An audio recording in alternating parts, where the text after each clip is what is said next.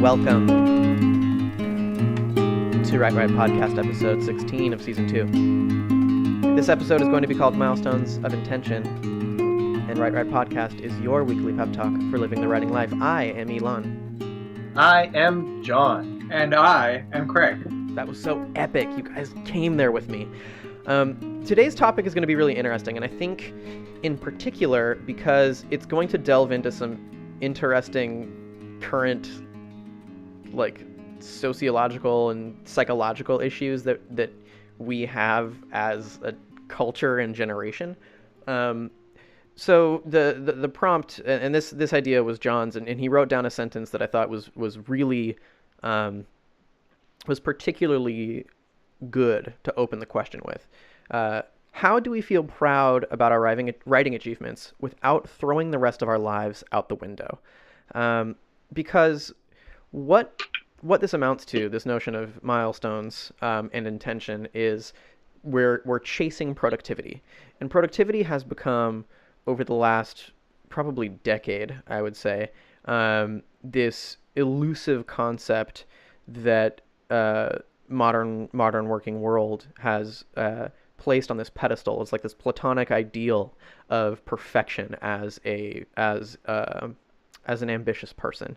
And I live in Silicon Valley, where everyone at the cafe that you go to is working on the next big app, or you work at these startup companies where someone wants to be the next Steve Jobs. And there's this idea that productivity means working really long, working really hard on a lot of stuff simultaneously. And I think that what's becoming clear, and I've seen this in the news recently a lot, is that it becomes something. It kind of confuses the idea of productivity. We're conflating the meaning of productivity with the meaning of busyness. And now we've reached a point where we're all just busy for busyness sake, as opposed to time well spent, which I think is the honest meaning of productive. And I'm certainly guilty of this. I have tried time and again to find the techniques that would allow me to accomplish a variety of tasks in a day. I have to-do lists, I have apps, I have all these things that I use to try to fit more into a single day. But something John said just before we hit record, which I thought was particularly good, was you can work really long and really hard all day on a bunch of different things and not get anything done and feel terrible at the end of the day. Or you can spend your time really focused on a single task, maybe do one thing well during a portion of the day and feel really good about it. So what do you guys think about this notion of milestone chasing, as opposed to intentional working? Well, maybe since I opened this can of worms, I'll start off with, I think Craig and I probably have very different things to add on this. I mean, for myself, I am big on to-do lists, just like you, really studying how to hack my productivity, make it better. But all that said, the purpose is not to crush this to-do list, because I realized really fast that my to-do list would be hundreds of items long, so I can't do it. So it's about, how do I decide what I do in the very limited time I have? And yeah, definitely there needs to be a divide between what your focused work time is and what is not work time. So one thing that I find helpful is I approach my work time as a time unit. So for example, I have an app I absolutely love. It's called Forest. It grows a tree on my phone. I set a timer, and for 2 hours I can do nothing on my phone because there's a tree growing. It's open in the screen. This app lets you get rewards. So over time, I can earn money by growing enough trees without backing out and killing the tree. And I can get sound, so I now have a thunderstorm sound that I just totally love. So nice. I can put that on with my headphones. And for those 2 hours, I am focused on whatever it is, the work I'm doing. And so, I mean, my day is not loaded with like 10 2-hour trees. It's not any of that. I mean, that would be going back to the same problem. In a day, I put 2 hours on when I write. I write for 2 hours every day, no matter what. It's the very first thing I do before I do any work. And I do that because to me, it's the most important work that I do. Um, and I grow my tree. I've got my headphones in, and when I'm there, I am 100% there in that task. I'm not doing anything else. And then I generally will grow one more 2-hour tree in the middle of the day. I might get a little bit more done, and it's often smaller, quicker to do tasks. But I don't really focus my time much beyond that. I grow a 1-hour tree when I read in the morning. That's nice. I've gotten into fun things like that. So I think it's more about being present when you are spending your time, and it's not about just overloading yourself doing like so many things that you're exhausting your mind. Hmm. I've been having problems with this busyness versus productivity thing because I have a full-time day job. I have 3 pen names that actively publish. I'm working on a thriller novel for a fourth pen name, and I have like all this other work I have to do behind the scenes with story perfect editing, like just paperwork stuff. So like I could literally work from the moment I get up to the moment I go to bed and not get anything really accomplished. Like, could you just, it never ends. Um, and so I was caught in that for a long time. And then I had to transition to, you know what, I'm really burning myself out and I'm not getting anything done, even though I'm working all the time. So I made two important choices. One is that I make sure that I work I give myself some leisure time every day. So I stop working about 8:30 to 9:30, somewhere in that time zone. My brain stops functioning at 9:30, so that is a good time to cut off. And the other thing is I prioritize what needs to be done when. So since this is a writing podcast, I do a lot of writing every day. Usually the first thing I do in the day. I write for about an hour. I might not get a lot done, but I'm at least getting some done. And then I've got my regular day job. And then with the sort of behind the scenes paperwork I do for Story Perfect editing, I kind of clump that all to the weekend. Because if I would do it as it comes up, I would be doing stuff nonstop in like little bits and chunks and pieces, and I'd have no time to do anything else. So if I then leave it all to the weekend, it might take like 3 or 4 hours, but I accomplish a massive amount of things in that focus time. And I think that's sort of what John and you yourself have been saying. And if you have focused time where you're productive and you stop yourself from working all the time and just being busy, then it's sort of a healthier balance. I think something to throw in there before we probably move on to other aspects of this is delegation. So when you're very busy, I mean, I own a business, I run a business, and it started as a business name around the work that I did by myself, and it soon grew into a team endeavor. And I realized when I looked at how busy I am and how much I'm not getting accomplished that I have these huge time blocks. I have like a 30-hour editing project that's putting me under a rock pretty much. How am I going to get other things done? And I realized I run a team. What I should be doing is giving work to people so that people have work to do. And then my smaller segment of time goes into supervising, teaching, overseeing. So delegate. And suddenly your effectiveness in those units of time, you don't have to like cram huge chunks of time into what you're doing. If I can jump in with a similar example, because that's sort of on a business perspective, but on a small indie author perspective, I actually pay a friend of mine to manage some of my social media stuff for me so that I'm not spending all this time every week doing social media and queuing things and programming things. So I pay him $20 a week. He does some work for me, and then that lets me just work on writing and be more productive with that time. So it's something like an individual author can do too. There's something really interesting that I wanted to dig into a little more here. Both of you have been talking about units of time, and I think that's a very important way to look at the world, right? It's difficult to be present in the now if you're so focused on units of time in a way. But in another way, it means that you're giving more weight to each unit of time that you're actually using. A lot of writers talk about productivity in terms of a word count per day. But it sounds to me like neither of you is particularly worried about the amount of words you write, but more focused on the amount of time you spend writing. And there's actually something interesting relevantly to today, the day we recorded all of these episodes, is April 1st, which is the beginning of Camp NaNoWriMo. And this year, Camp NaNoWriMo has they've introduced a feature, I believe, where you can track time instead of word count. And I think that it was originally intended for editors, so that, or for editing, so that you could. I spent an hour editing as the equivalent of I wrote 1,000 words that day, and that way you can still meet your goal of whatever it was for the month.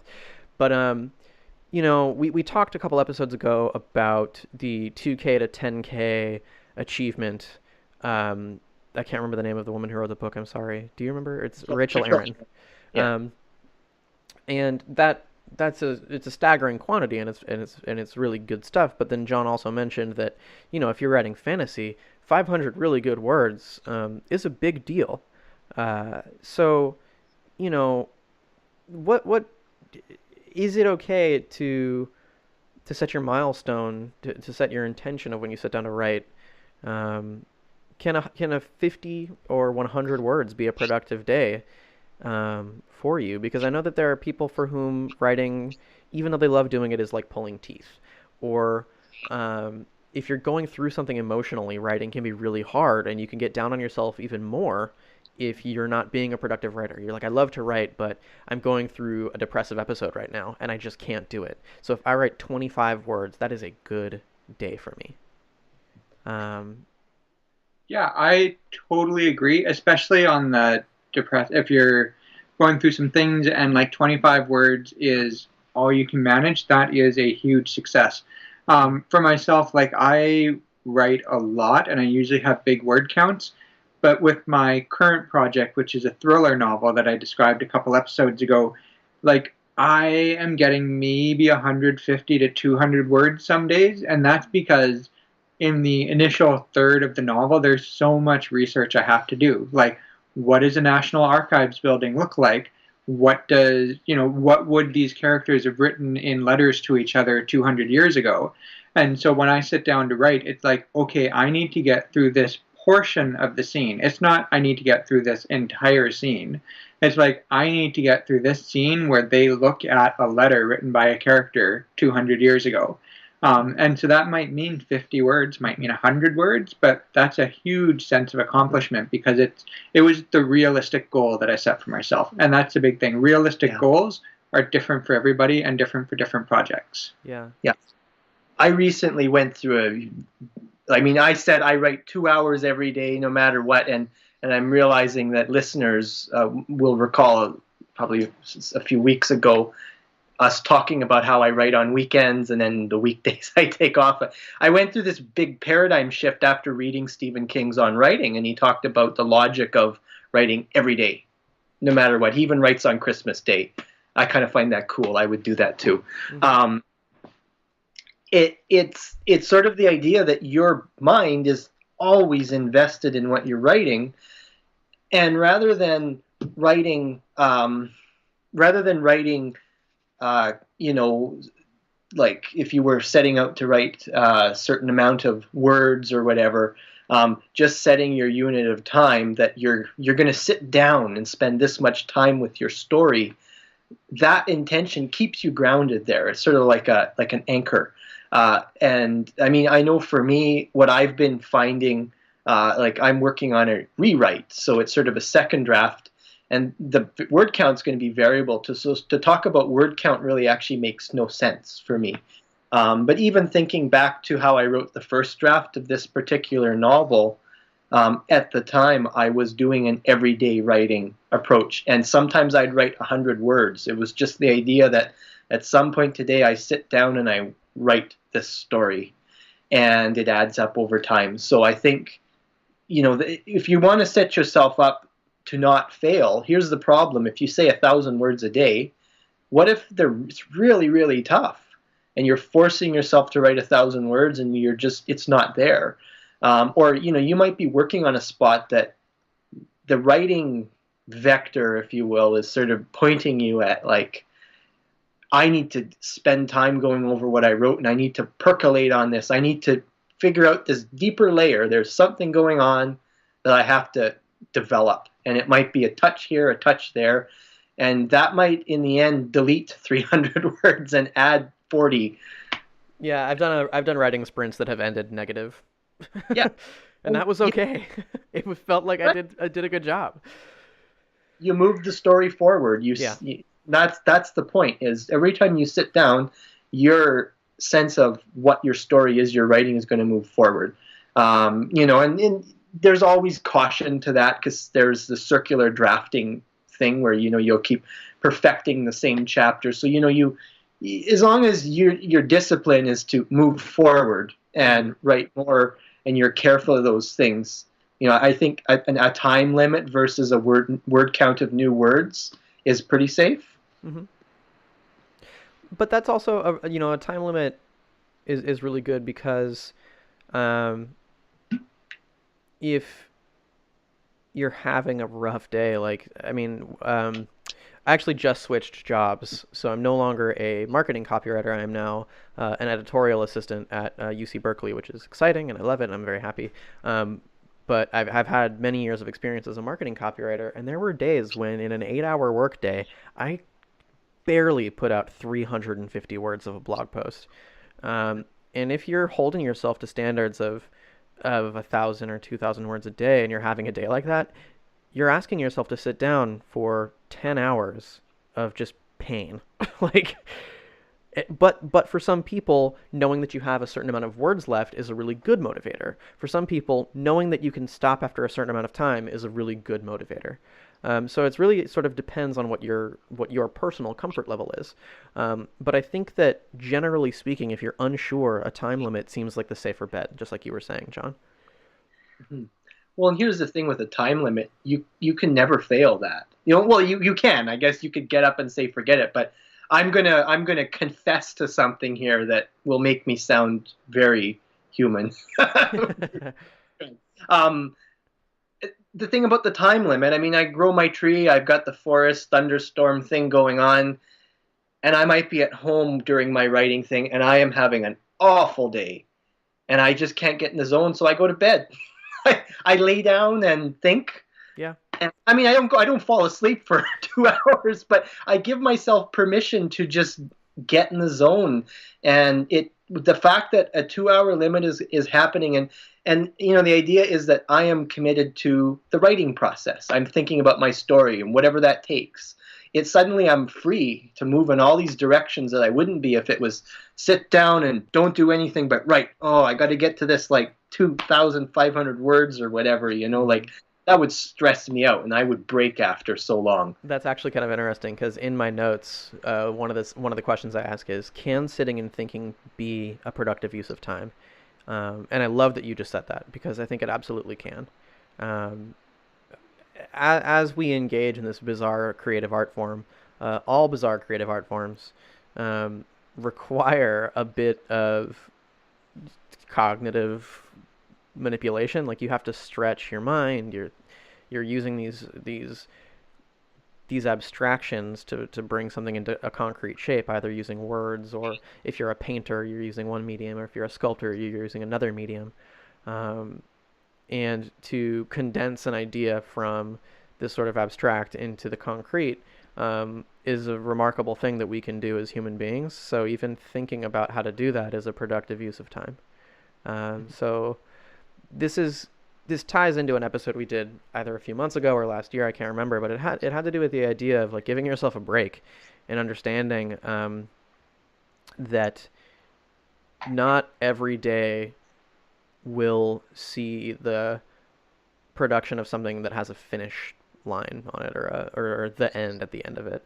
Not every day will even see something started fully. But I love the title of this, John, that you gave it, Milestones of Intention, because we tend to measure milestones by some sort of like numerical achievement, either in words or hours or whatever. But by by setting our intention and being conscious about that intention and saying my intention today is to achieve not some score, not some score that I'm setting for myself to achieve, um, but to be a part of the process and to exercise this mental muscle. We That is an achievable milestone every day, um, even if it's laying down in your bed in the dark. Uh, you can achieve that milestone by just giving it some time to think. So thank you for suggesting this episode. I feel very like chilled out at the end of it, very much namaste and ready to spend an hour looking at a blank page and feeling that that's an okay thing to do. Um, we are at time, so I would love it if you could give our prompt to the listeners. Okay. Well, ties back to what I mentioned about Stephen King. I'm actually going to hack this one. I decided. Stephen King, in his book on writing, he writes 2,000 words every day, no matter what. That's his milestone. And I mean, he's a full-time writer. He can get up in the morning and he can decide he can write all day if he wants. So for a full-time writer, I guess you could do that if you want. But one thing he mentions is he wants people to try that out and build up to it. And his initial challenge was try writing 1,000 words every day. Give yourself one day off every week and see if you could maintain that. What I want to do is give you the challenge to, instead of 1,000 words, try writing for 1 hour every day. Set a timer. You want to check the Forest app out. I like it because it really concretizes what you're doing. But just something, set a timer so that you're not going to be distracted, and spend 1 hour every day, whatever that time works out to be, with your story. Give yourself one day off. So maybe, 6 days a week. It could be Saturday, it could be Sunday. Usually the weekend will be that day. That's good to take off. And try to keep that up. See how long you can do it, and see if that builds some momentum. Whatever it is you're writing, if you're already writing a draft, you could work your writing time that way. If you're not, pick a story and just go with it. See what happens when you have to spend an hour every day, 6 days a week, I guess, and see what comes out. Yeah, I'll add one thing, because the Forest app is really great, but if you, like me, are prone to completely disregarding your own limits on distraction, there is an app available. There's a lot of different apps of this kind, but there's one available for Mac called Focus, which actually disables a bunch of apps and can disable the internet on your computer. And there's a mode of Focus called Hardcore Mode, where you literally cannot turn it off until the time is up. So I have an app called Focus on my computer, which has 3 standard options for time. You can either set 15 minutes, 25 minutes, which is Pomodoro, I believe, and then 1 hour. And you can actually set it to turn off certain apps, leave certain apps open, turn certain websites off, leave certain websites open. So if you want to continue doing research, for instance, you can turn Facebook and Twitter and all that stuff off and leave Wikipedia and other things on. So that's the Focus app. That's the Forest app. There are a lot of tools to help you kind of take advantage of the present moment like that. So thank you, John. Thank you, Craig. This was a very interesting conversation for me. And listeners, please, now that you've published a book, now that you've marketed a book, it's time to work on a new project. So